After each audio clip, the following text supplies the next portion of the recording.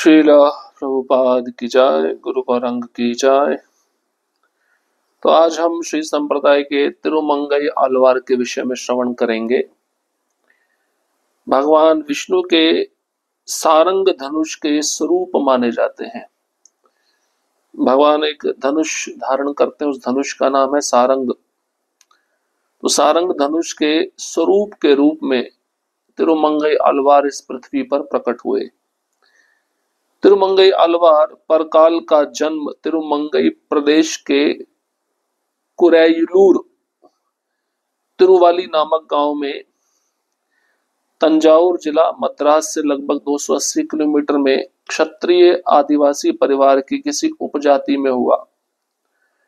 वैष्णव भक्तों का मत है कि संसार में उनका प्राकट्य श्री विष्णु के सारंग धनुष के स्वरूप में हुआ। उनका जन्म कार्तिक मास के कृत्तिका नक्षत्र की वृश्चिक राशि में कली नलनाम संवत्सर में हुआ। उनके माता पिता द्वारा मूल रूप से उन्हें नीलन या नील वर्ण नाम दिया गया, अर्थात कृष्ण।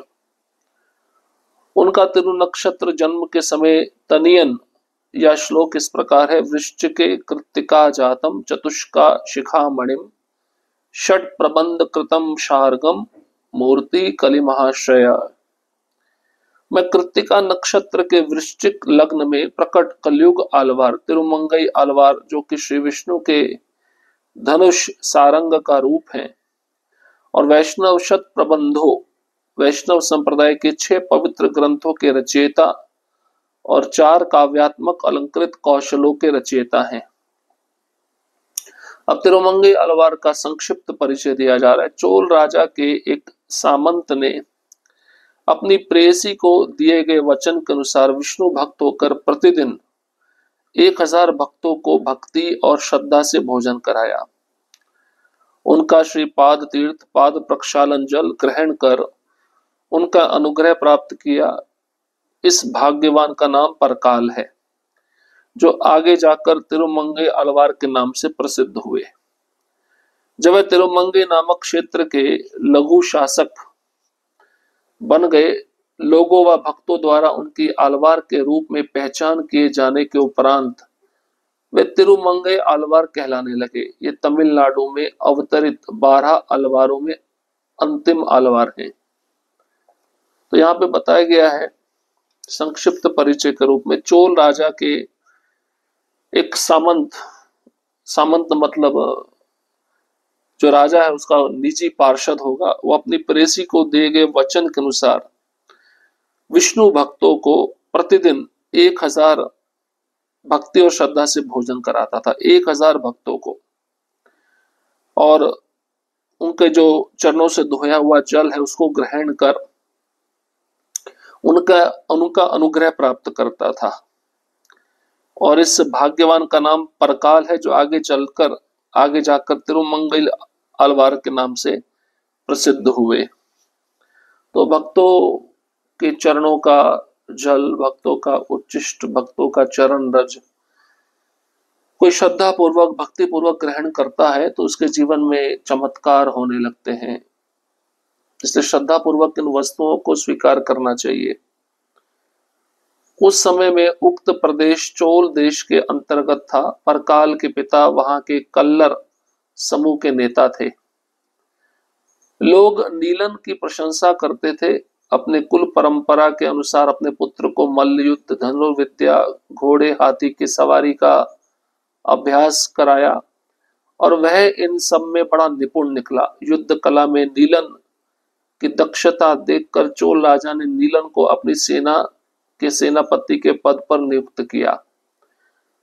जब कभी कोई युद्ध छिड़ जाता था, नीलन आगे जाकर दुश्मनों का सामना कर उनको हटा देते थे और कई युद्धों में विजयी हुए। इसलिए परकाल का नाम पाया। परकाल तमिल शब्द है। इनकी वीरता और युद्ध चातुर्य से प्रसन्न चोल राजा ने परकाल को उस प्रदेश का सामंत बना दिया। परकाल सामंत होकर तिरुमंगई को अपनी राजधानी बनाकर उस राज्य क्षेत्र का शासन बड़ी दक्षता से करते थे। साहित्य के प्रति इनकी बड़ी रुचि थी। स्वभावतः ये भक्त हृदय के थे और विष्णु भक्त थे। युवावस्था में अपनी शक्ति व संपत्ति के बावजूद वे धर्म, शांति व खुशहाली के प्रशंसक व अनुगामी थे। वे लघु राज्य के एक शासक के रूप में न्याय, दया भाव तथा दानशीलता के कर्तव्य का पालन करते थे। तो यहाँ पे कहते हैं कि उस समय जब चोल राजा का वहां पे शासन चलता था, ये जो परकाल थे इनके पिता कल्लर समूह के नेता माने जाते थे और लोग नीलन की प्रशंसा करते थे। नीलन और परकाल एक ही शब्द है, एक ही व्यक्ति के दो नाम हैं। तो नीलन को कुल परंपरा के अनुसार युद्ध में निपुण बनाना, धनुर्विद्या में उनको दक्ष बनाना, घोड़े हाथी की सवारी का अभ्यास कराना, इसमें वे बहुत निपुण निकले, इसमें दक्ष निकले। और युद्ध कला में भी नीलन बहुत दक्ष थे।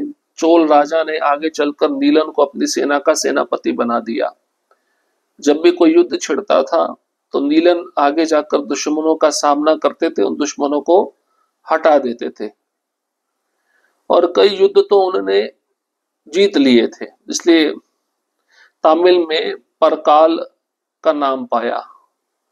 और इनकी वीरता और युद्ध चातुर्य से प्रसन्न चोल राजा ने परकाल को उस प्रदेश का सामंत बना दिया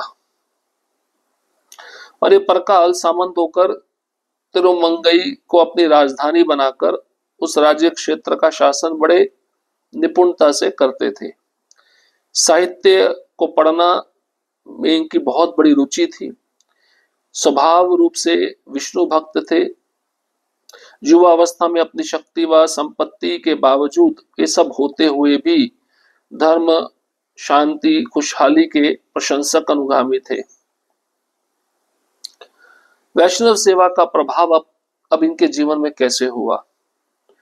तिरुमंगई जब चोल राज्य के लघु प्रदेश के प्रशासक बने, वे एक अविवाहित युवा थे। एक दिन सुबह जब वे तालाब के किनारे घोड़े पर सवार थे, उन्होंने एक युवा वैष्णव युवती को जल का पात्र लेकर तालाब की ओर जाते देखा। प्रथम दृष्टि में ही वे उससे प्रेम करने लगे। वे न केवल उसके आकर्षक शारीरिक सौंदर्य से वरन उनके द्वारा उसके विषय में पूछे गए निजी प्रश्नों के उत्तर में दिए गए दिव्य, आत्मसंयमी व विनम्र मधुर शब्दों से भी आकर्षित हुए। तिरुमंगई ने विवाह के विषय में उसके माता पिता से संपर्क करने का निश्चय किया। वह वैष्णव कन्या कौन थी? ध्यान आकर्षित करने वाली एक अद्भुत कथा है। वह बालिका के रूप में कमल पुष्प के मध्य प्रातःकालीन पवित्र स्नान करने गए एक वैष्णव भक्त को मिली थी। वह बालिका के सौंदर्य से मंत्रमुग्ध हो गए, जिसे उसके अभिभावकों ने जाने किन कारणों से छोड़ दिया था। वह उस निराश्रित कन्या को घर ले आए और अपनी पत्नी की गोद में डाल दिया। उन्होंने उस कन्या को भगवान द्वारा दिया गया उपहार मानकर गोद ले लिया। उन्होंने उस बालिका का स्नेह पूर्वक पोषण किया और यही वही युवा कन्या थी जिसे तिरुमंगई ने तालाब के तट पर देखा। उसे अति सुंदर नाम कुमुदवल्ली से पुकारा गया। कुमुद का अर्थ है लाल कमल पुष्प। चूंकि वह कमल के पुष्प के मध्य पाई गई थी, इसलिए उसके वैष्णव पिता ने उसे कुमुदवल्ली नाम दिया। जब तिरुमंगई वैष्णव भक्त से उनकी पुत्री के विवाह के संबंध में मिलने गए तो वे असमंजस में पड़ गए और उन्होंने अपनी पुत्री को इस संबंध में निर्णय लेने का पूर्ण अधिकार दे दिया। वह अपने पिता तथा भगवान विष्णु को समर्पित एक समझदार कन्या थी। वह निर्धन परंतु भक्त ब्राह्मण परिवार की एक ब्राह्मण वैष्णव कन्या थी। तिरुमंगई एक प्रबल आदिवासी शासक थे। कन्या द्वारा उनको दी गई जरा सी अप्रसन्नता भी उसे वह उसके माता पिता को संकट में डाल सकती थी। अब कथा ऐसी है कि तिरुमंगई जब चोल राजा के प्रशासक बन गए छोटे से प्रदेश के, तो उनका विवाह नहीं हुआ था। एक दिन सुबह जब वे तालाब के किनारे घोड़े पर बैठे हुए थे तो उन्होंने एक युवा वैष्णव कन्या को देखा जो जल का पात्र लेकर तालाब की ओर जाते दिखी। तिरुमंगई ने जैसे देखा तो उनका मन पूरी तरह से उस वैष्णवी के प्रति आकर्षित हो गया। अब आकर्षक केवल शारीरिक सौंदर्य का नहीं था, वरन उसके विषय में वे पूछना भी चाहते थे। लेकिन पूछने से पहले वे आत्म संयमी थे, विनम्र थे। तिरुमंगई ने विवाह के विषय में उसके माता पिता से संपर्क करने का निश्चय किया। वो जानना चाहते थे वैष्णव कन्या कौन है, और ध्यान आकर्षित करने वाली यह एक अद्भुत कथा थी। अब यहाँ पे बताते हुए बालिका भी साधारण नहीं थी। कमल पुष्प के बीच में प्रातःकालीन जब एक वैष्णव भक्त स्नान करने के लिए जा रहा था, उसको वह मिली थी। वो बालिका का जो सौंदर्य था पूरी तरह से मंत्र मुग्ध कर देने वाला था। अब इस वैष्णव को पता नहीं चल रहा था कि इसके माता पिता ने इस बालिका को किन कारणों से छोड़ दिया है। अब असहाय निराश्रित कन्या को जो कमल पुष्प में थी उसको वह घर ले आए और अपनी पत्नी को दे दिया, और कन्या को भगवान द्वारा दिया गया उपहार मानकर गोद ले लिया। बड़े प्रेम से उस बालिका का पालन पोषण किया। यही वही युवा कन्या थी जो तिरुमंगई को तालाब के तट पर मिली। तो उसके माता पिता ने उस कन्या का नाम कुमुदवल्ली रखा। कुमुद मतलब लाल कमल का जो पुष्प होता है उसको कुमुद कहते हैं, इसलिए कमल के पुष्प के बीच में पाई गई थी, इसलिए वैष्णव पिता ने उसका नाम कुमुदवल्ली रख दिया। अब तिरुमंगई उस युवती के विवाह से संबंधित कुछ प्रश्न पूछने के लिए गए, और जब प्रश्न पूछे तो वह असमंजस में पड़ गए। क्योंकि पिता ने क्या किया, विवाह करने का अधिकार अपनी पुत्री के हाथ में दे दिया। तुम निर्णय लो कि तुम इससे विवाह करना चाहती हो या नहीं चाहती हो। अब वो बहुत समझदार कन्या थी, भगवान विष्णु को समर्पित थी, वैष्णवी थी। अब ये भी देखा कि मैं निर्धन हूं, लेकिन ये राजा है, आदिवासी शासक हैं। अब कन्या द्वारा उनको दी गई जरा सी अप्रसन्नता भी उसके माता पिता को संकट में डाल सकती थी। तो कन्या ने सोचा अगर मैंने विवाह के प्रस्ताव से मना कर दिया तो ये आदिवासी शासक मेरे माता पिता को थोड़ा कष्ट पहुंचा सकता है। अपनी इच्छा को व्यक्त करने के पूर्व वह गहन चिंतन में पड़ गई। तिरुमंगई एक बलशाली शासक हैं, उनको किया गया इंकार न केवल मुझे वरन मेरे माता पिता को भी संकट में डाल सकता है। उन्होंने इतने प्रेम पूर्वक पालन पोषण किया है और उनका परिणाम उन्हें शासक की अप्रसन्नता का शिकार बनकर नहीं मिलना चाहिए। यही मेरा प्रथम कर्तव्य है। दूसरे, मैं तिरुमंगई को इस बात के लिए राजी नहीं कर पाऊंगी कि अंतर जातीय विवाह निषिद्ध है, अतः उन्हें इनकार ना करना ही उचित है। मैं एक वैष्णव कन्या हूं, और चूंकि वे एक क्षत्रिय वैष्णव हैं, इसलिए मैं उन्हें स्वीकार कर सकती हूं। अतः मुझे तिरुमंगई को प्रसन्न करने के लिए और अपने माता पिता को संकट से बचाने के लिए उनसे विवाह की अपनी इच्छा को व्यक्त करना ही पड़ेगा। क्योंकि वह एक वैष्णव है, तो मैं विवाह के कार्यक्रम से पूर्व पूरा करने के लिए उनके सम्मुख एक युक्तिपूर्ण अवस्था का अनुबंध रखूंगी। अंत में क्या होगा, ये सभी कुछ श्री रंगनाथ की इच्छा से हो रहा है। मैंने लंबे समय से जिनकी सेवा में स्वयं को समर्पित कर रखा है। अब वो कन्या थी, ये विचार कर रही थी, एक ना बोलूंगी तो मेरे माता पिता संकट में आ सकते हैं। दूसरा, ये क्षत्रिय वैष्णव है और मैं ब्राह्मण जाति की हूं, तो निषिद्ध है, शास्त्र के अनुसार नहीं है, तो ये इनकार करना भी उचित नहीं है। और तिरुमंगई को प्रसन्न करने के लिए मैं अपने माता पिता को संकट में नहीं डाल सकती। तो अपनी इच्छा को व्यक्त कर कर उस वैष्णवी ने यही विचार किया कि विवाह के कार्यक्रम से पहले उनके सम्मुख एक युक्तिपूर्ण अवस्था का अनुबंध रखा जाएगा, कुछ शर्त रखी जाएगी। अंत में क्या होगा ये भगवान रंगनाथ को पता है, क्योंकि मैं लंबे समय तक भगवान रंगनाथ की सेवा में समर्पित हूं। ऐसा वो वैष्णव कन्या विचार कर रही है। कुमुदवल्ली ने सिर उठाया और अपने उत्सुक माता पिता और तिरुमंगई के आश्चर्यचकित सेवक वृंदों की उपस्थिति में तिरुमंगई से संपूर्ण विनम्रता व सत्यता पूर्वक कहना प्रारंभ किया। हे राजन, मैं आपसे विवाह करना स्वीकार करती हूँ। आपको मेरी एक शर्त को पूरा करना होगा। यदि आप 365 दिनों तक प्रतिदिन 1000 वैष्णव भक्तों को भक्ति पूर्वक व उचित रूप से भोजन कराएं तो मैं उनके उपरांत आपसे विवाह कर लूं।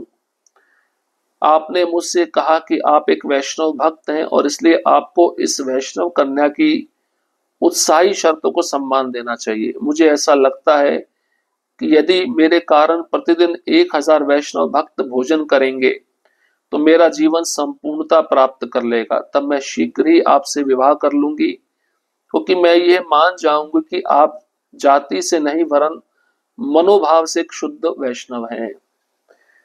तो कुमुदवल्ली ने सिर उठाया, अपनी इच्छा व्यक्त की कि मैं आपसे विवाह करने के लिए तैयार हूं, लेकिन एक शर्त यही है कि आपको 1 साल तक 365 दिनों तक हर रोज 1000 वैष्णव भक्तों को श्रद्धा से भक्ति से प्रसाद खिलाना होगा।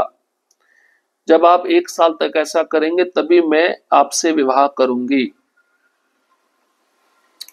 और आपने मुझसे कहा भी है कि आप एक वैष्णव भक्त हैं और मुझ जैसी वैष्णव कन्या को जो शर्त रखी गई है उसको सम्मान देना आपका कर्तव्य है। यदि आप मेरे दिए गए शर्त को 1 वर्ष तक प्रतिदिन करेंगे तो मेरा जीवन संपूर्णता प्राप्त कर लेगा।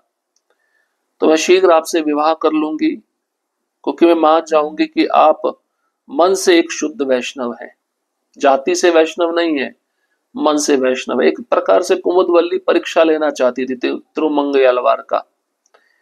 अब कुमुदवल्ली के कहने पर तिरुमंगई अलवार क्या करते हैं, उस प्रस्ताव को स्वीकार करते हैं नहीं करते, करते तो किस प्रकार से प्रतीक्षा करते हुए 1 साल तक वैष्णव भक्तों को भोजन कराते हैं, इसको हम अगले सत्र में श्रवण करेंगे।